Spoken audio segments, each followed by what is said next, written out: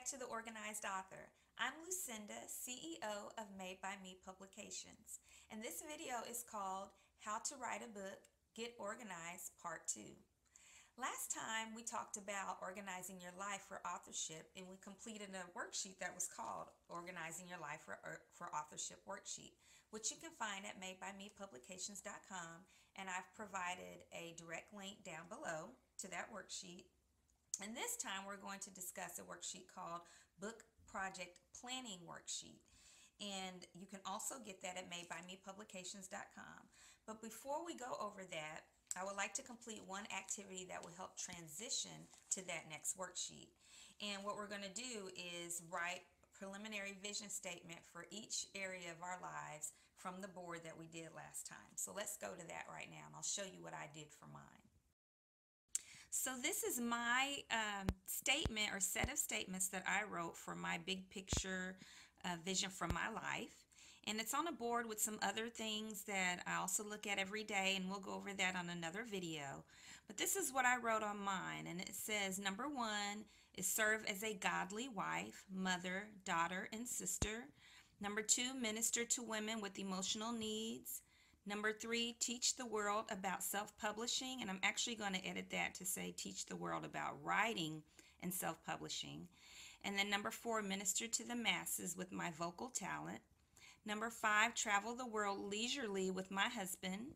Number 6, go on domestic and global missions to help the needy and spread the gospel of Christ. And then I started a hashtag called Vision Mission Action, and you can follow that on Twitter. And again, my Twitter name is at L Theory, T as in Tom, Hierry, Riles, Riles. But that'll be at the end of the video also. And so if you remember, and you can review the previous video for part 1 for getting organized on how to write a book, but you'll see that everything that was depicted on my poster has a statement on here. And so this one, which is number 3, teach the world about teach the world about writing and self-publishing. That's the one that's going to transfer over to our worksheet, which we're going to go over right now. Okay, this is the book project planning worksheet, and the first thing we want to write down is the project name, and this will transfer over from the previous worksheet. You may have determined the title at this point for the final book, and maybe not. If you have, that's great, but this is just whatever you're going to call it to identify this project as opposed to any other projects you may be working on. And then the next section is the project purpose, and that's where you want to look at what you put down for your general vision statement on your board for your overall life, the one that we did in the last video. And I'll have the link to that video down below and in the comment section, so you can review that if you haven't seen it or if you need a refresher. But for instance, my statement that had to do with my business for being an author and a publisher was teaching the world about writing and self-publishing. And so what goes with that are all the different books that I write. Like I have a book on how to write books, a book on how to self-publish, poetry, because that's also writing books, and through that I teach people about writing and publishing. So let's say, for instance, your big vision, big picture statement that has to do with writing is something like to become a New York Times best-selling author for science fiction, so I can help communicate this, or so I can share my writing style with the world, whatever it may be. But this particular book has to fit in with that purpose. So everything that you're doing is for a purpose. So for this project, maybe it would be encourage people to think outside the box and not be afraid to do what people think are crazy. And I'm going to use this character to demonstrate that, and he creates this new technology in the year 3015. I'm just throwing something out there to give you an idea. So for this project, what is its particular purpose that fits in with your goal that has to do, or your vision that has to do with you being an author? Okay, the next part of the form says things to include in the project that support its purpose.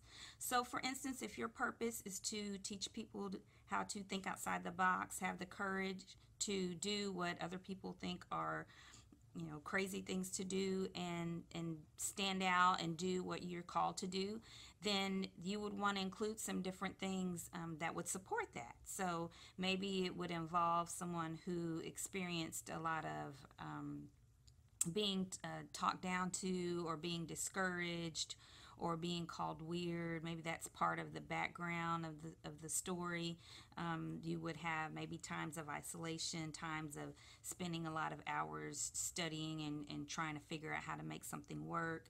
Maybe you have a little bit of romance where there's someone there who believes in him or her when no one else does, things like that. So you want to write down all the different things that you know need to be included in there to support the overall purpose of that book. Okay, and the next part says things not to include in the project that take away from its purpose. So for instance, let's say you're writing a how-to book for beginners for gardening, and you start thinking about a lot of things that you know how to do that very experienced gardeners would do, but this is a beginner's book and it may be too far over their heads to go into those details or to go that far in this particular project.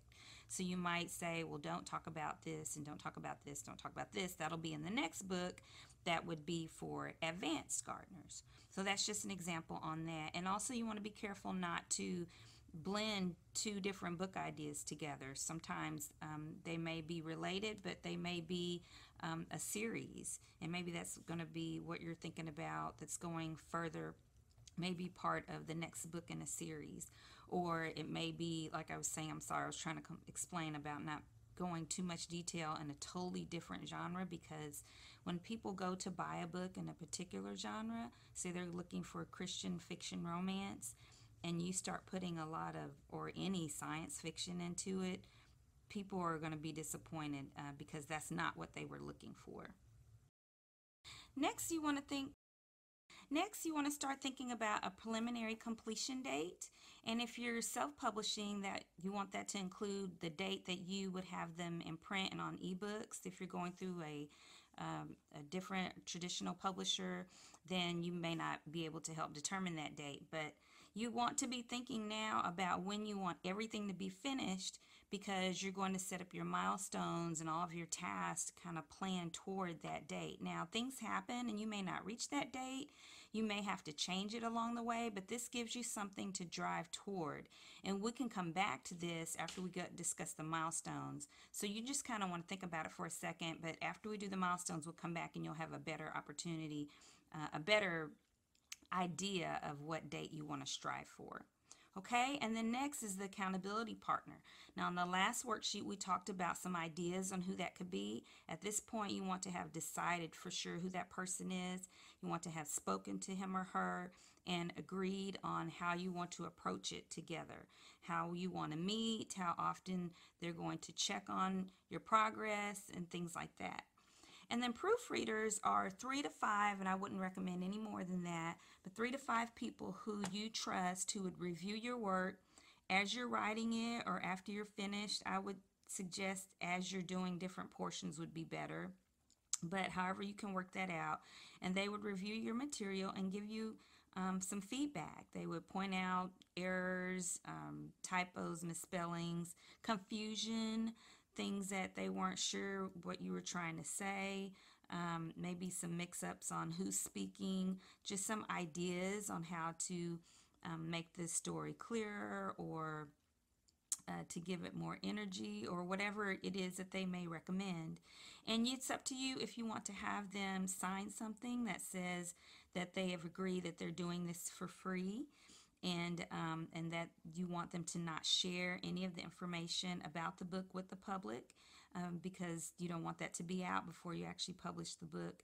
And I would agree to definitely acknowledge them in the book on the acknowledgments page for having done that for you.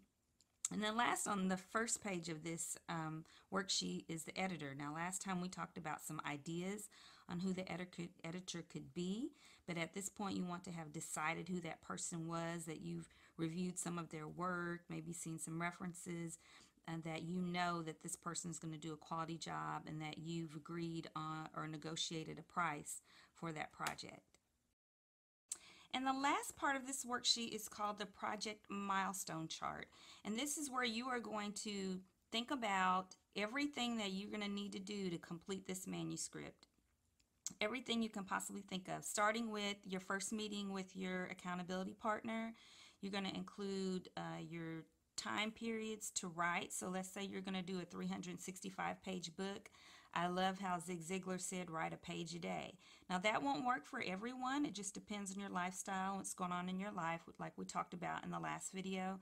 But you want to think about what you're trying to do and try to think when you need to accomplish different phases of that to get it done. So let's say maybe you're going to need to do some research, for example.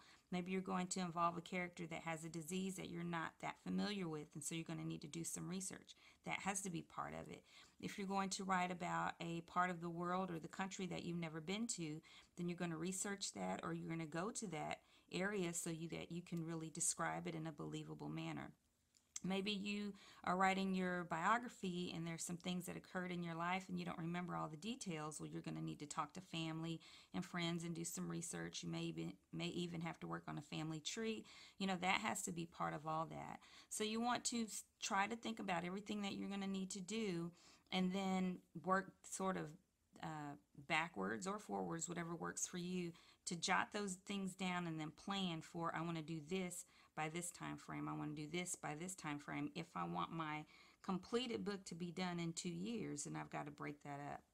And again, you have to be flexible. Things happen in life. You may have to change those as you go. So you may want to write this down in pencil and then highlight or cross it out as you complete each thing. But you've got the activity, the project projected completion date. So when you think you'll get it done, and then the date you actually complete it. And so if you have to make adjustments, you just do. But this will give you something where you can track progress, where you can see yourself getting toward a completed book.